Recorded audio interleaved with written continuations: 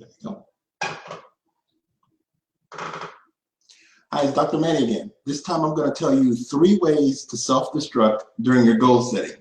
A lot of times people set resolutions and things they want to accomplish, and they set personal goals, identity goals, and right as they're doing it, they're shackling themselves and they trip before they are even out the gates. So I want to review 3 of the main ways in which you're setting goals that might lead to physician burnout, that might lead to depression, that might lead to decreased self-esteem, and sort of give you an idea of the nuts and bolts of the mechanics of it, so you can use these solutions in different contexts. So they'll be domain agnostic, so to speak. You'll be able to use them at home, at the hospital, out playing basketball, or out with the kids or whatever. All right, so the first way to self-sabotage when you're setting a goal is to associate the goal with either happiness or your sense of self-worth or your ability.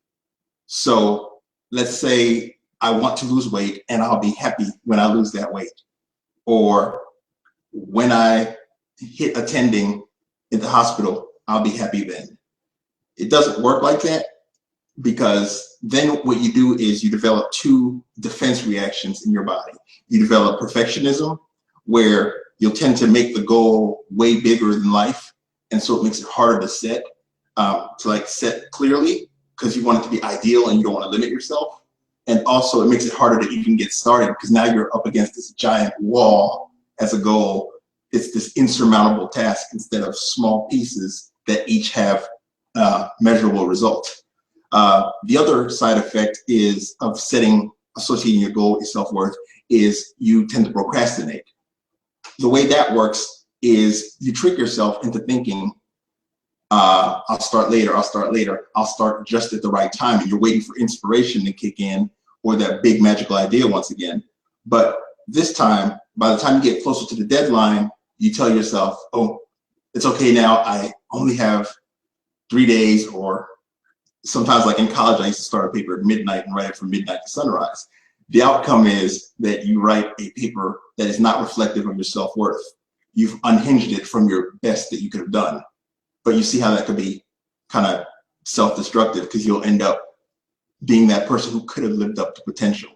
So that's one way. The second one, the second way that people self-sabotage during goal setting, make it self-destructive, is by setting the goal in the negative. As an example of how I used to do that, I used to say, God, I don't want to spend all my time in the hospital. I don't want to be in the hospital forever. And you generalize to this big looming torture. Now, here's how that saps the life out of you. When you're thinking about your goals, it goes into your working memory. It's sort of your eye of the tiger. It's supposed to motivate you. It's supposed to help you shoot towards it. It's supposed to harness your attention. When you frame it in the negative, then even when I'm away from the hospital, well, first of all, when I'm at the hospital, I'm not necessarily being as efficient, as productive, and as focused, because my brain is like, God, I don't want to be here, I don't want to be here, I don't want to be here. Then when I'm at home, that same goal surfaces, and what comes to mind is, instead of having a goal of I want to enjoy time with my son, or I want to enjoy time with my wife, or I want to enjoy time by myself, what comes up is, I don't want to be at the hospital, I don't want to be in the hospital. You're priming the hospital memory, and you're getting that cortisol surge from just the stress response, because your next reaction is, oh, I got to be there in the morning.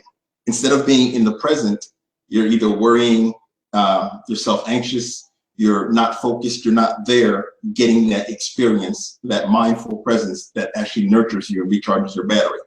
Now, the third way that you can self-sabotage during setting goals is by using the wrong kind of passion to set your goals. And people say, well, what do you mean passion is passion? Well, there are 2 types of passion. There's obsessive passion and harmonious passion. Harmonious passion is associated with well-being. You can go into flow. The time fades away. You're not self-conscious because you're doing the thing that's self-congruent. It's aligned with you. Obsessive passion has a lot more to do with what you think you should do according to the rules, the role you've taken on, how society views it. And so the whole time you're not really focused on the task. You're focusing less on what it is and how to perform it and how to be it, and more on how it looks to others the way you're doing the task, and that leads to self-consciousness. The obsessive passion also is associated with a lot of stress illnesses. And there's a sense of external locus of control, which means you feel all this pressure, you feel guilt when you're not doing it. So even when you should be relaxing with friends, you're still feeling like crap because you're not doing the thing. You see how that kind of ties into number 2, which is sort of setting the goal on the negative, and as well as number 1, because if you're setting a negative goal that you associate with happiness, you know, I will be happy when I'm no longer in the hospital all the time. You're not setting yourself to recognize opportunities to pursue the goal.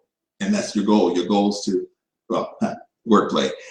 In the end, what you want to do is to set it up so that you have a goal that is imaginable, or even in neuroscience, it's imageable, where you can see it, it can be visceral, and you can use it as sort of an emotional trigger.